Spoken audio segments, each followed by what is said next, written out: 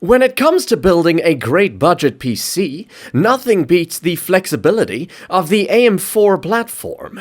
Many people around the world are still using it for just about everything, from gaming to daily office work to serious production level workloads. AM4 has a broad portfolio of CPUs to choose from, but in my humble opinion, the Ryzen 7 5700X stands out as the most balanced AM4 CPU. It isn't the absolute fastest gaming AM4 CPU, as that title is reserved for the Ryzen 7 5800X3D, and it's not the most powerful AM4 CPU either, as that is obviously the Ryzen 9 5950X. However, the 5700X is one of the most affordable 8-core CPUs that has the performance even for 4K gaming. Usually, for budget builds, the Ryzen 5 5600 is the first choice, but for a little bit more money, the 5700X offers 2 additional cores and faster clock speeds. The Ryzen 7 5700X doesn't come with an included heatsink, so to cool it, I recommend the Thermalright Peerless Assassin 120 SE. It's a powerful air cooler that can keep the 5700X under 60 degrees Celsius with no trouble whatsoever. The Gigabyte B550 UDAC has to be one of the best finds of all the AM4 motherboards that I have reviewed. There's a lot of great things to talk about on this motherboard, and I'm not even sure where to begin. For starters, it has a powerful 10-phase VRM design that is properly cooled with a heatsink, and the power is fed through an 8+4-pin CPU configuration. This is impressive considering this motherboard costs just $100. Of course, when you look at it, you immediately notice the 5 full-sized PCI Express slots. This, sadly, is merely for show, as only the first slot is a real PCI Express 4.0 X16 slot, while the rest are X1 slots. I'm not sure why Gigabyte chose this design, as it does nothing but look nice and uniform. The rear I/O is quite balanced and has just about everything you'd need.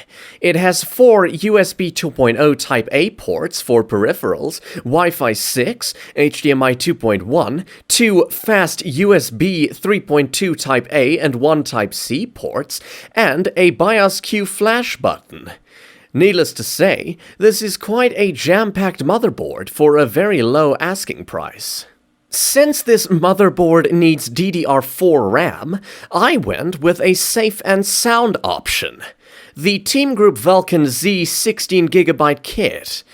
I usually do recommend going with 32GB, but it would cross our budget, and 16GB is still enough for gaming.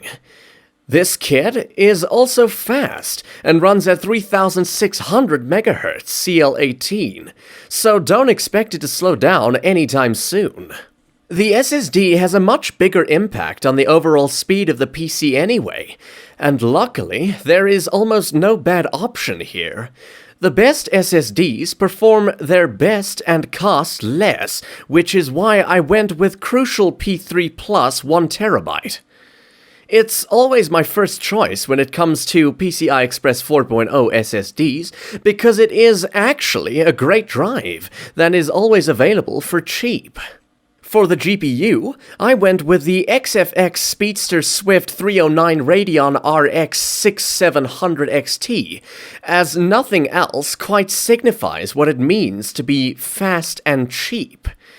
It is hard to choose anything else when an ultra-fast 1440p GPU like the 6700 XT is consistently available at a low price all the time. I won't be surprised if the RX 6700 XT lasts for much more than the current generation of consoles, as it certainly has the potential to. It's also a really efficient GPU that consumes only about 200 watts of power under full load. Combining the total power of the PC results in around 300 watts, so to power this PC, I went with the MSI Mag A650BN, which will get the job done perfectly. It's a cheap 80-plus bronze PSU that gives other PSU makers a run for their money. For the price of a 500-watt PSU, MSI is the only one with a high-quality 650-watt unit. Lastly, for the case, I went with the Cougar MX331 Mesh X. If I could criticize this case for any reason, it's that it is slightly oversized and looks old-fashioned. But that doesn't stop it from being an absolutely incredible case. The build quality and cable management room at the back is some of the best in any case, even if that case happens to be 3 times more expensive. The airflow is also quite good, and can keep the CPU and GPU cool thanks to support for 6 120mm fans. All in all, it's a remarkable PC case, and the only thing letting it down is its awkward design. In conclusion, if you've got a limited budget of $850 and want a powerful gaming PC, then you cannot go wrong with the AM4 platform. The Ryzen 7 5700X is already quite enough for anything, but the upgrade path of the AM4 platform ensures that you can get something more powerful, if you want, later down the line.